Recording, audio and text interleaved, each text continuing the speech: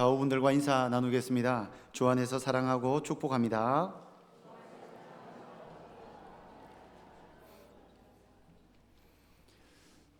동물 중에는 아주 뛰어난 지능을 가진 동물들이 있죠.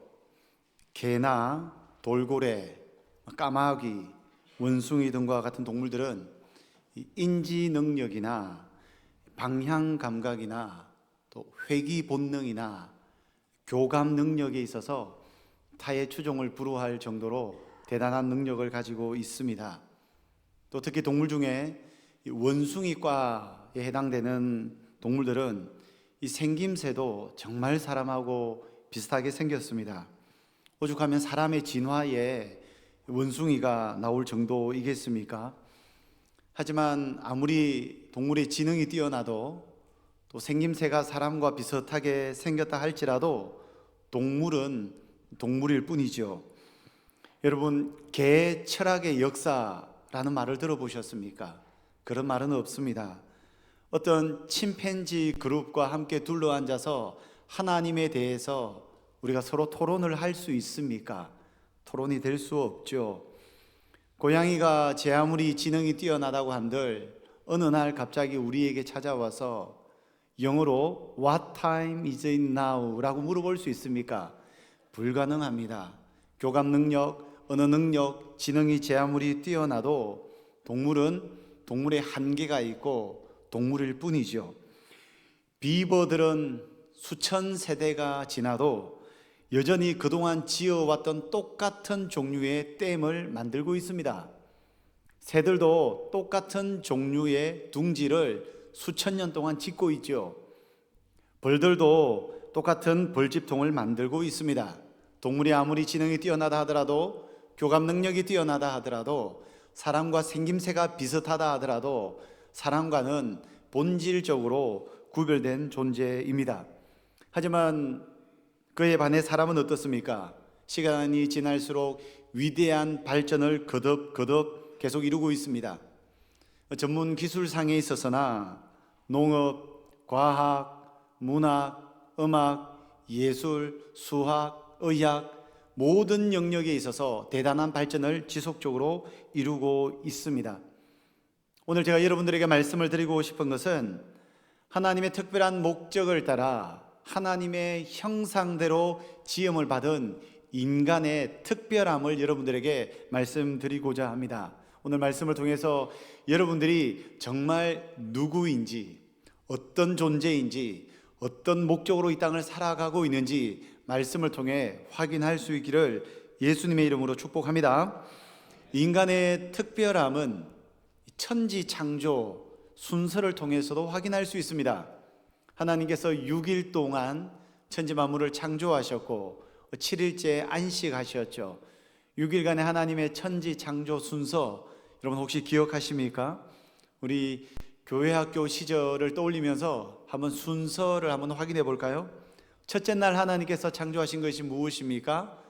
빛과 어둠입니다. 둘째 날은요, 하늘을 창조하셨죠. 셋째 날은요, 땅과 바다를 창조하셨습니다. 첫째 날, 둘째 날, 셋째 날 하나님의 창조는 내용물이 아니라 공간을 창조하셨습니다. 우선 내용물을 집어넣기 전 넓은 공간을 먼저 만들어 놓는 것입니다. 그리고 넷째 날부터는 하나님께서 만들어 놓은 공간 속에 들어가는 내용물들을 창조하시는데, 넷째 날에 바로 하늘에 있는 해와 달과 별들을 창조하신 것입니다. 그리고 다섯째 날에는 물고기와 새들, 여섯째 날, 이것은 기억하시죠? 동물들과 특별히 인간을 하나님께서 창조하셨습니다. 이 천지 창조 순서를 깊이 생각해 보면 인간이 얼마나 특별한지 알 수 있는데, 왜 하나님께서 많은 피조물들 중에서 인간을 제일 마지막에 창조하셨습니까? 거기에는 분명한 이유가 있죠. 쉽게 설명을 드리도록 하겠습니다.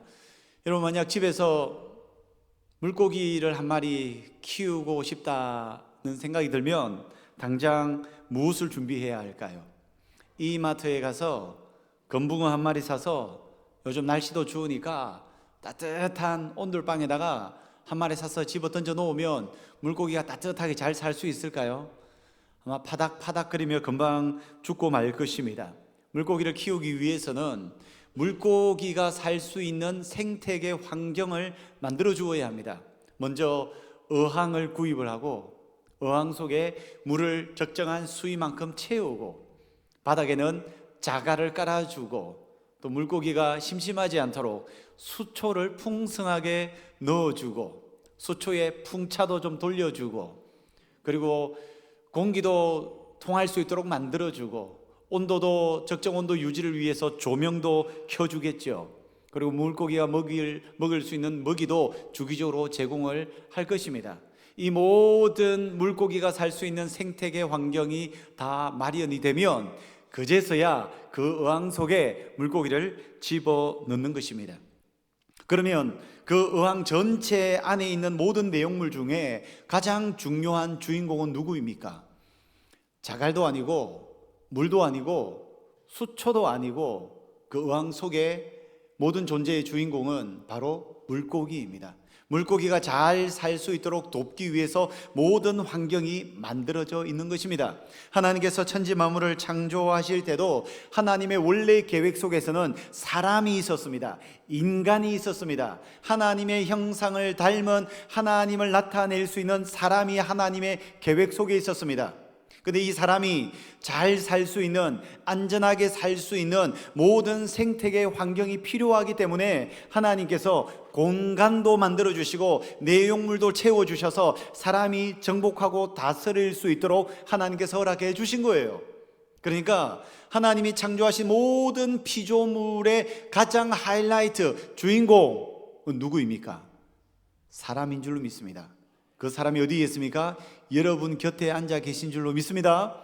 근데 너무나도 어리석은 인간들은 우리를 위해서 존재하는 저 태양과 우리를 위해서 존재하는 저 달과 우리를 위해서 존재하는 바다와 하늘과 나무와 모든 식물들, 존재하는 모든 피조물들이 우리를 돕기 위해서 존재하는데 어리석은 인간들은 존재하는 자연을 신으로 숭배하며 수천 년의 역사를 지내왔다는 것입니다. 이것이 얼마나 어리석냐. 여러분, 만약 어항 속에 물고기가 자신이 어떤 존재인지도 알지 못한 채 매일 신기하게 생긴 자갈을 하나 구해다가 신기하게 생긴 수초를 갖다 놓고 그 앞에다가 자기가 먹어야 될 먹이를 예쁘게 쟁반에 올려서 세팅을 한 이후에 그 짧은 지느러미를 바짝 붙여서 매일마다 그 자갈 앞에 빌고 있다고 생각해 보십시오. 그 물고기는 바로 매운탕 끓여 잡아 먹어야 됩니다. 어리석은 거죠. 어리석은 거죠. 근데 인간이 이러한 삶을 살고 있다는 것입니다. 하나님께서 우리를 위해 존재하도록 만들어 놓은 모든 자연 만물이 뭔가 초월적으로 보이고 뭔가 신비해 보이는 것들을 신으로 숭배하며 수천 년의 인간의 역사를 이어왔다는 것을 우리는 알 수 있습니다. 여러분, 자연이 제 아무리 아름다워도, 저 동해 바다가 제 아무리 광활하다 할지라도, 저 지리산이 제 아무리 웅장하다 할지라도, 저 태양이 아무리 신비해 보여도, 꽃 한 잎이 제 아무리 예쁘다 할지라도 여러분들보다 아름다울 수 없고 여러분들보다 소중할 수 없는 줄로 믿습니다. 제가 목회 사역을 하다 보니 우리 권사님들하고 교제를 많이 하잖아요.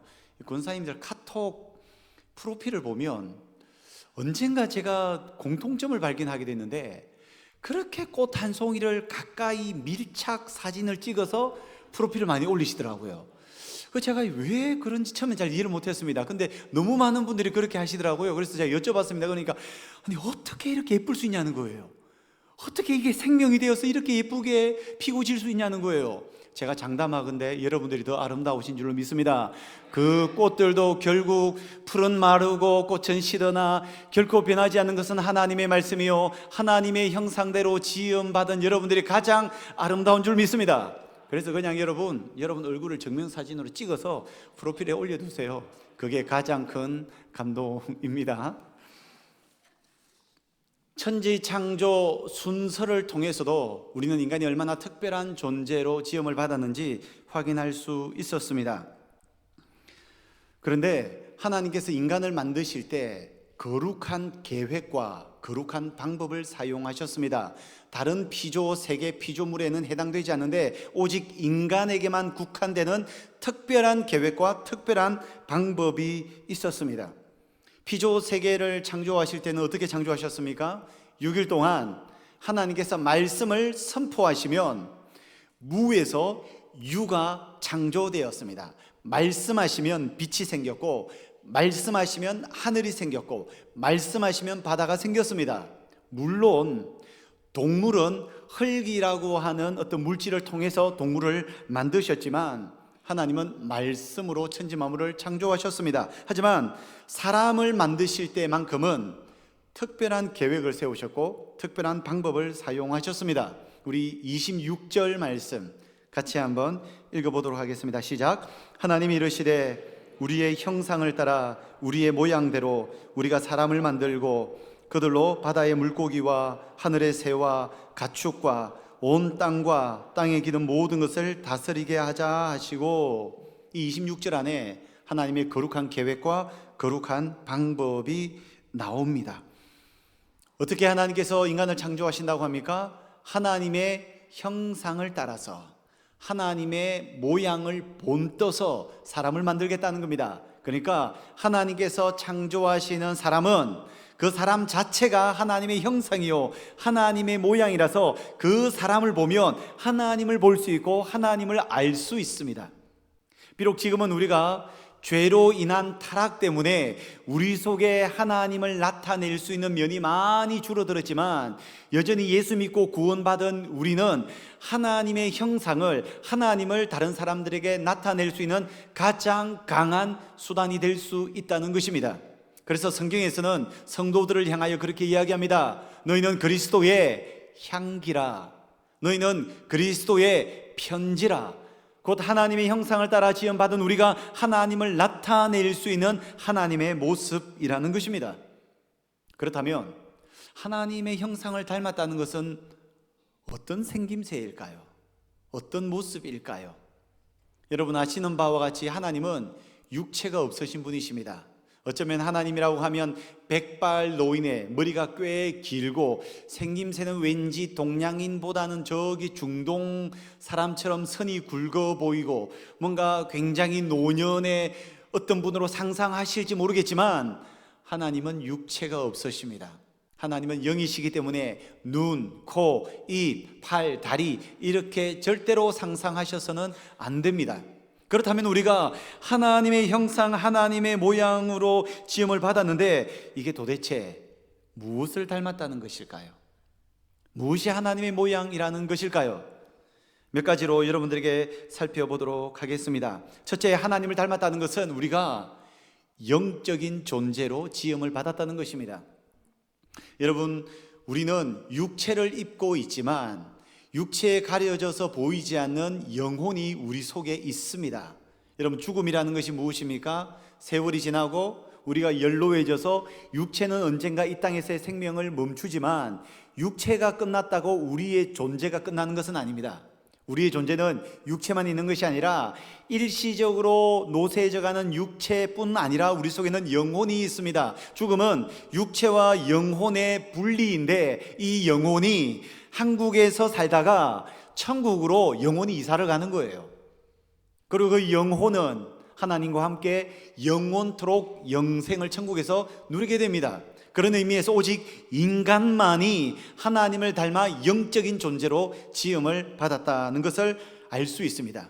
그래서 우리는 하나님의 형상이기 때문에 이 땅을 살아가는 중에 고통을 당하는 중에서도 저 영원한 하나님 나라를 소망하며 살아갈 수 있는 유일한 존재라는 것입니다. 이 얼마나 감사한 소식입니까? 둘째, 하나님을 닮았다는 것은 우리에게 도덕적 책임감을 가진 존재라는 것을 알려줍니다. 우리에게는 옳고 그름의 내적인 감각이 있습니다. 우리에게는 양심이 있습니다. 물론 인류의 타락으로 인하여 우리의 양심이 화인 맞아서 악해진 면이 있으나 그래도 인간의 마음속에는 양심이 있어서 선을 행하려고 하는 본능이 우리 속에 있다는 것입니다. 왜 그럴까요? 하나님을 닮아서 그런 것입니다. 하나님을 닮아서 도덕성이 있는 것이고 양심이 있는 것이고 옳은 대로 살아야 된다는 거룩한 본능이 우리에게 있다는 것입니다. 셋째, 하나님을 닮았다는 것은 정신적인 측면에서 하나님을 닮았습니다. 인간은 논리적이지요, 이성적이지요, 배울 수 있는 능력이 있지요. 앞서 도입부에서 여러분들에게 말씀을 드렸던 것처럼 인간은 동물과는 달리 인간만이 고도로 발달한 언어를 사용하고 있습니다. 미래에 대한 인식이나 예술, 음악, 과학, 의학 굉장히 다양한 면에 있어서 대단한 발전을 이루고 있습니다. 그리고 인간의 감정을 한번 들여다보십시오. 뭔가 글로 표현할 수 없지만 인간의 감정은 얼마나 깊고 얼마나 복잡합니까? 오죽하면 인간의 감정을 만 가지 감정, 만감이 교차한다는 말을 사용하겠습니까? 그런 측면에서 인간은 정신적 측면에서 하나님을 닮았기 때문에 이것이 가능한 것입니다. 넷째는 관계적인 측면인데요, 26절 말씀에서 이런 내용이 있었죠. 우리의 형상을 따라 우리의 모양대로 우리가 사람을 만들고, 하나님이 천지를 창조하셨는데 계속해서 우리라고 합니다. 여기서 말하는 우리는 누구를 이야기합니까? 신학적 논쟁이 있긴 하지만 여기에서의 우리는 성부, 성자, 성령, 삼위 하나님의 창조를 이야기하는 겁니다. 여러분, 우리가 하나님의 형상을 닮았다는 것은 삼위 하나님을 닮은 것입니다. 삼위 하나님은 창세 전부터 가장 아름답고 가장 완벽하고 가장 사랑이 넘치는 관계 속에서 사랑을 영원 전부터 영원토록 가지시는 분이십니다. 그런 의미에서 우리가 삼위 하나님을 닮았다는 것은 우리도 관계적인 측면을 가지고 있다는 겁니다. 여러분, 우리는 다른 사람과 온전한 관계를 가질 때에 우리의 인생이 행복한 인생을 살 수 있습니다. 이렇게 말씀드리면, 목사님, 저는 목사님과 달리 내향적 성격이라서 사람과 만나는 것을 그렇게 좋아하지 않습니다. 저는 MBTI가 아니라 I라서 혼자 있을 때 에너지를 공급받습니다 라고 하며 관계를 부정할지도 모르겠어요. 그럼에도 불구하고 사람은 혼자 있으면 외롭고 혼자 있으면 고독하고 혼자 있으면 불행합니다. 왜 그렇습니까?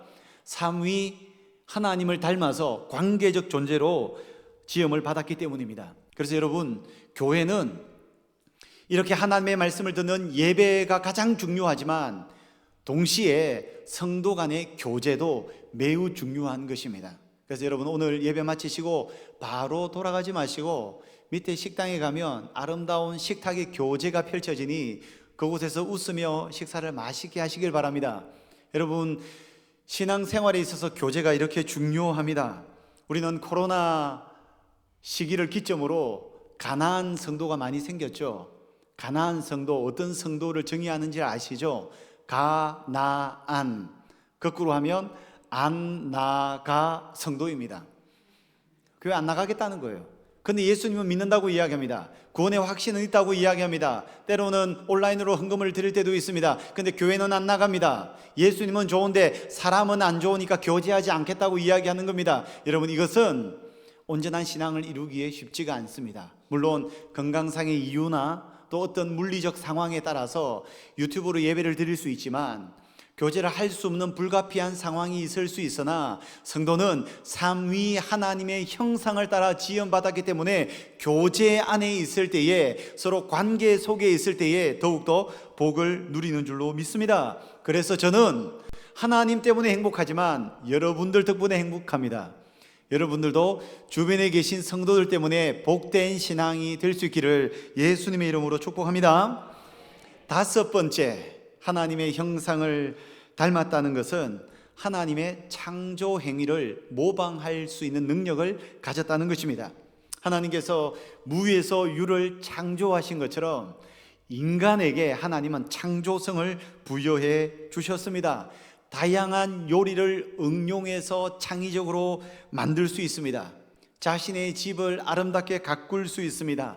정원을 가꿀 수 있습니다. 나무나 여러 가지 재료들을 통하여서 창의적인 물건들을 만들어갈 수 있습니다. 새롭게 출생한 아기들도 2살, 3살이 되면 그들의 색연필과 그들의 물질을 가지고 창조 활동을 벌써 그 나이 때부터 하고 있습니다.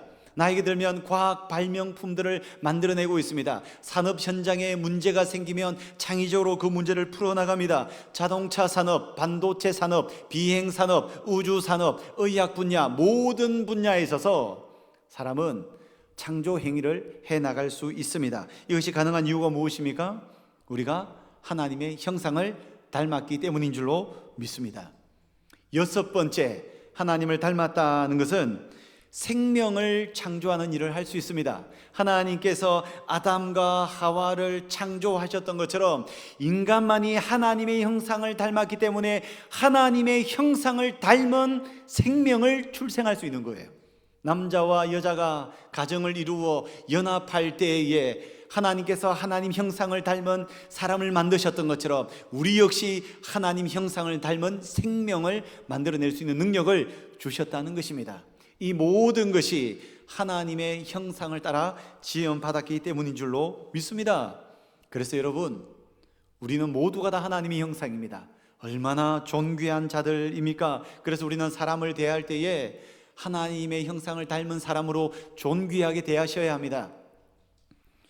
나이가 많든 나이가 적든, 여자이든 남자이든, 흑인이든 백인이든, 많이 가졌든 적게 가졌든, 외모가 뛰어나든 그렇지 못하든 우리는 모두가 하나님의 존귀한 형상인 줄로 믿습니다.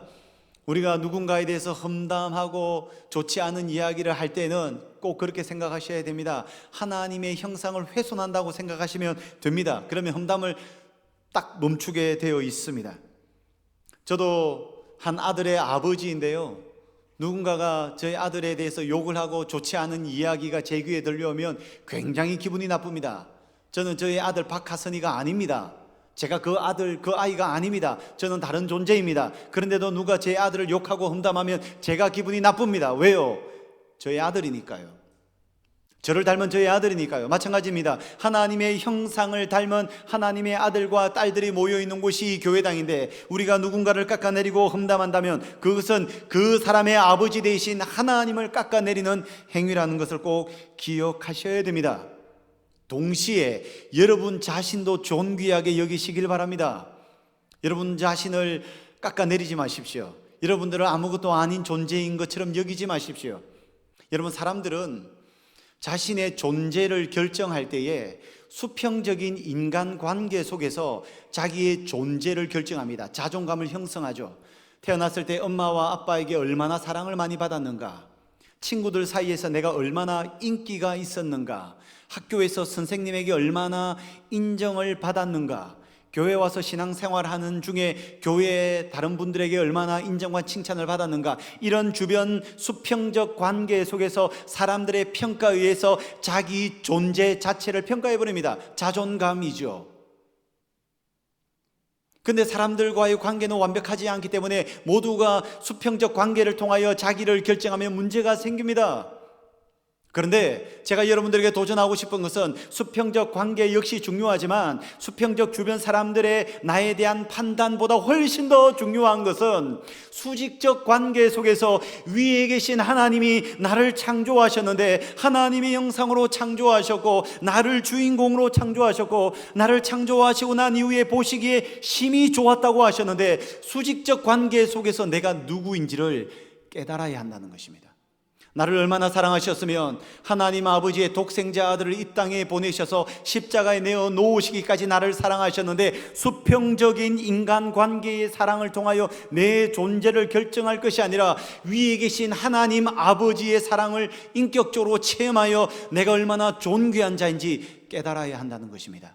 그래서 저는 본질적으로 하나님 아버지의 사랑을 인격적으로 충만히 체험하면 우리 마음속에 있는 상당한 종류의 정신적 어려움과 상처들이 치유받는다고 저는 확신하고 있습니다.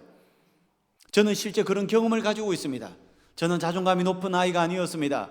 불우한 환경이었습니다. 어머니 아버지에게 사랑받지 못하였습니다. 인기가 있는 아이가 아니었습니다. 자존감이 높지 않았습니다. 하지만 하늘에 계신 하나님의 수직적인 관계 속에서의 사랑을 풍성히 체험할 때 제 속에 놀라운 변화가 발생한다는 것을 경험하였습니다. 여러분들에게, 여러분들의 자녀들에게, 여러분들의 가정에게 이런 축복이 있기를 예수님의 이름으로 축복합니다.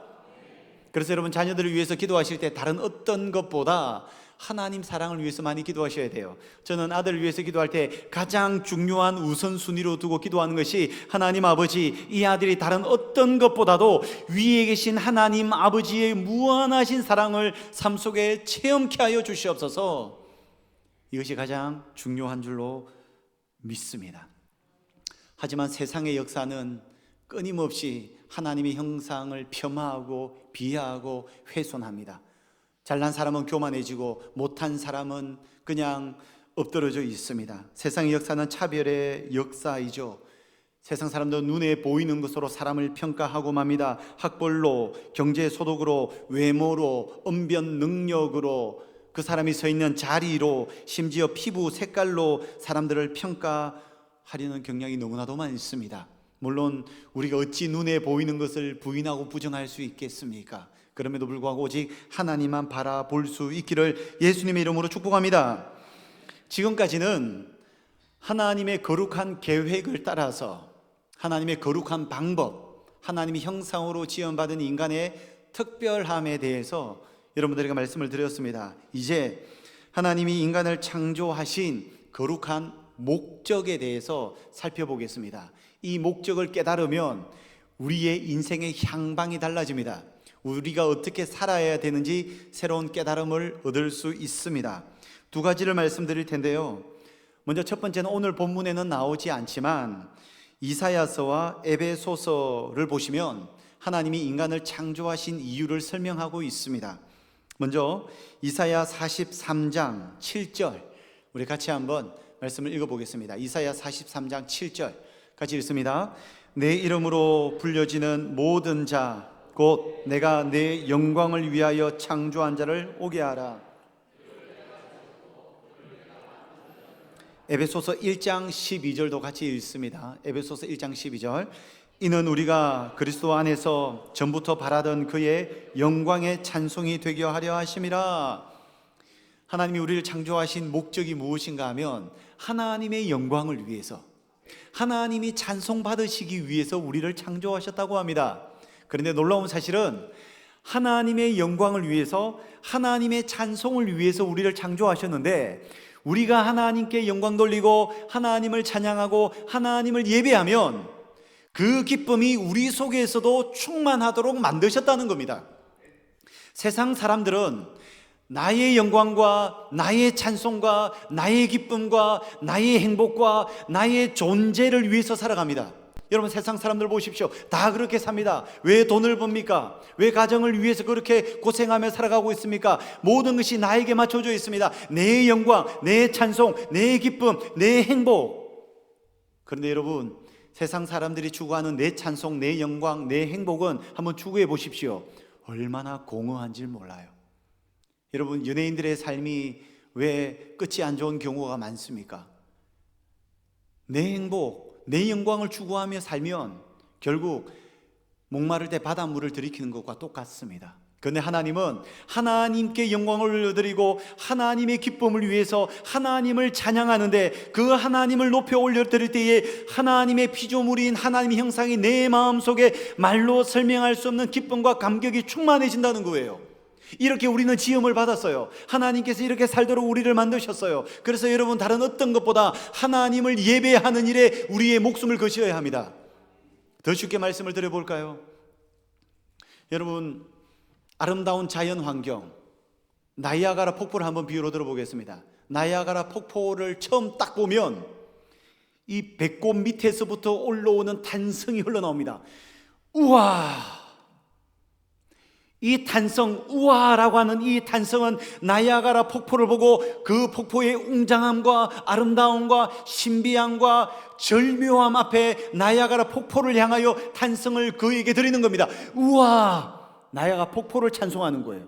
나이아가라 폭포에게 영광을 주는 거예요. 그런데 그 폭포의 웅장함 앞에 그를 찬송하고 그를 높이는데 내 속에 말로 설명할 수 없는 기쁨과 감격이 넘쳐납니다. 이게 여러분, 예배할 때도 마찬가지입니다. 우리 인생의 주인 되신 하나님 아버지, 영이시지만 그 하나님의 충만한 임재를 내가 경험하고 그 충만한 임재 앞에 하나님 앞에 영광을 올려드리고 찬송을 올려드리고 기도를 올려드릴 때에 분명 하나님을 찬양하는 것인데, 하나님을 높이는 것인데 내 속에 감당할 수 없는 감격과 기쁨이 충만한 줄로 믿습니다. 여러분, 세상의 즐거움을 추구하지 마시고 하나님의 영광을 위해서 창조된 우리가 하나님을 예배할 때에 가장 큰 기쁨과 행복을 누릴 수 있기를 예수님의 이름으로 축복합니다. 이것이 첫 번째, 하나님께서 우리를 만드신 거룩한 목적이었습니다. 두 번째, 하나님의 목적이 있습니다. 하나님은 인간을 창조하시고 인간에게만 특별한 사명을 주셨습니다. 곧 할 일을 주셨다는 거죠. 28절에 기록되어 있는데요, 우리 같이 28절 말씀 읽어봅니다. 하나님이 그들에게 복을 주시며 하나님이 그들에게 이르시되 생육하고 번성하여 땅에 충만하라. 땅을 정복하라. 바다의 물고기와 하늘의 새와 땅에 움직이는 모든 생물을 다스리라 하시니라. 여기 두 가지가 나오는데요, 먼저 하나님의 형상을 닮은 우리에게 생육하고 번성하여 땅에 충만하라고 이야기를 합니다. 무슨 말씀입니까? 자녀를 많이 낳으라는 거예요. 출산을 많이 하라는 거예요. 이미 이제 출산을 할 수 없는 분들이 많이 계시지만 저도 이제 출산을 할 수 없습니다. 자꾸 저를 보고 둘째 이야기를 하지 마시기 바랍니다. 출산을 하실 수 있는 분들은 이 명령에 순종하셔서 여러분들에게 생명의 역사가 있기를 축복합니다. 저는 이 거룩한 목적 명령을 잘 수행하지 못했어요. 1 플러스 1을 했는데 1 플러스 1을 하면 본전을 하면 2를 만들어야 되는데 2를 만들지 못하고 1밖에 못 만들었어요. 저는 아마 천국 가면 상급이 없을 것 같아요. 근데 아마 우리 김명준 목사님은 천국의 상급이 참 크실 것 같아요. 1 플러스 1을 했는데 2가 아니라 무려 4를 만들었으니 존경하고 사랑합니다, 목사님. 어쨌든 하나님은 생육하고 번성하여 땅에 충만하라 라는 말씀을 하셨습니다. 동시에 하나님은 그런 말씀도 하셨습니다. 세상을 정복하고 다스리라. 정복하고 다스리는 것은 하나님의 질서 속에서 조화로운 세상을 통치하고 다스리라는 것입니다. 하나님께서 우리를 하나님의 대리 통치자로 이 세상에 우리를 세워주셨기 때문에 하나님이 만들어 놓으신 세상 만물을 질서 속에서, 조화 속에서 아름답게 통치하고 다스려야만 합니다. 그런데 정복하고 다스리는 것은 파괴하는 것과는 다른 것입니다. 그런데 이 인류의 역사는 지금 돌아보면 개발이라고 하는, 발전이라고 하는 명분으로 지구를 파괴한 것이 사실인 것 같아요. 요즘 지구가 많이 아프죠? 지구온난화 현상, 이상기후 현상이 얼마나 많이 발생하고 있습니까? 환경오염으로 인해서 급속도로 멸종되어져 가는 동물과 식물과 생물이 1년에 수십만 종에 이른다고 이야기를 하고 있습니다. 지구온난화, 기후이상 현상의 부산물인 코로나라고 하는 전염병으로 온 세상이 멈추었던 적도 있지 않습니까? 저는 다음 세대를 생각하면 참 겁이 나요. 이 지구가 과연 우리의 다음 세대들을 지켜줄 수 있을까? 울타리가 되어줄 수 있을까? 자연재해로 인하여 이 인류의 멸망이 찾아오지는 않을까? 정말 우리는 심각한 위기 속에 살아가고 있습니다. 하지만 하나님은 이렇게 아름답게 세상을 다스리라고 말씀하셨습니다. 조화 있게 질서 있게 파괴하는 것이 아니라 아름다운 세상을 다스리라고 말씀하셨습니다. 이것을 더 깊이 연결하면 여러분들의 가정을 다스리는 것, 여러분들의 직장 생활하는 것, 여러분들의 삶의 터전, 이 모든 것을 조화롭고 질서 있고 아름답게 만들어가는 것 또한 여러분들의 사명인 줄로 믿습니다. 이것이 하나님의 거룩한 목적입니다. 하나님의 영광을 위하여, 하나님을 찬양하기 위하여서, 생육하고 번성하여 충만하기 위하여서, 동시에 이 세상을 아름답게 다스리도록 하기 위해서 하나님께서 우리를 창조하신 것입니다. 여러분, 얼마나 특별합니까? 얼마나 여러분들이 소중하고 고귀하고 아름다운 존재입니까? 그런 여러분들을 주 안에서 여러분 자신을 사랑하시고 또한 하나님 형상을 닮은 주변 분들을 사랑할 수 있기를 예수님의 이름으로 축복합니다. 여러분, 다가오는 수요일 무슨 날입니까? 수요일은 성탄절입니다. 그저 공휴일이 아니라 성탄절이죠. 여러분, 우리가 성탄절을 지켜야 할 이유가 무엇입니까? 하나님이 창조하신 세상은 원래 아름다웠습니다. 하나님의 형상을 닮은 인간은 매우 고귀한 존재였습니다. 하지만 세상은 망쳐졌고 인간은 타락하고 말았습니다. 무엇 때문입니까? 아담과 하와의 선악과를 따먹는 범죄함 때문이었습니다. 그 범죄로 인하여 인간의 육체와 영혼도 망가졌고 인류, 자연 만물이 다 파괴가 되었습니다. 하나님은 파괴되고 망가진 인류와 자연 만물을 그냥 두시지 않으시고 창세기 1장 1절에 태초에 하나님이 천지를 창조하시니라 하는 창조 기사와 함께 신약 성경에 들어오면서 하나님은 첫 번째 창조를 넘어 재창조를 하시기로 결정하셨습니다. 다 망가진 이 우주 만물을 하나님께서 재창조하기로 작정하셨습니다. 그 재창조의 시작이 무엇일까요? 예수님의 탄생입니다. 예수님의 초림입니다. 예수님의 이 땅에 오심입니다. 예수님께서 이 땅에 오심으로 통하여 모든 망가진 것들이 예수님을 통하여 회복이 시작된 것입니다. 그러면 언제 이 재창조가 완성됩니까? 예수님의 재림 때에 재창조가 완성되는 것입니다. 그래서 우리는 성경을 볼 때 창조와 타락과 예수님의 초림과 예수님의 재림을 통한 재창조의 관점에서 성경을 볼 수 있어야 합니다. 그런 관점에서 성탄절은 이 하나님의 놀라운 재창조의 역사가 시작되는, 모든 것이 회복되고 모든 것이 치료받고 모든 것이 제자리로 돌아가는 특별한 신호탄이라는 관점에서의 성탄절을 기억하며 우리는 성탄절을 지켜야 할 것입니다. 다가오는 수요일 오전 11시 온 가족들과 함께 이곳에 오셔서 성탄절을 지킬 수 있기를 예수님의 이름으로 축복합니다. 살아계신 하나님 아버지, 하나님의 형상으로 지음받은 존귀한 사람에 대해서, 인간에 대해서 살펴보았습니다. 우리가 어떤 존재인지 기억하며 하나님을 사랑하고 하나님을 예배하고 나 자신, 다른 사람을 존귀하게 여길 수 있도록 은혜를 더하여 주시옵소서. 예수님의 이름으로 기도하옵나이다. 아멘.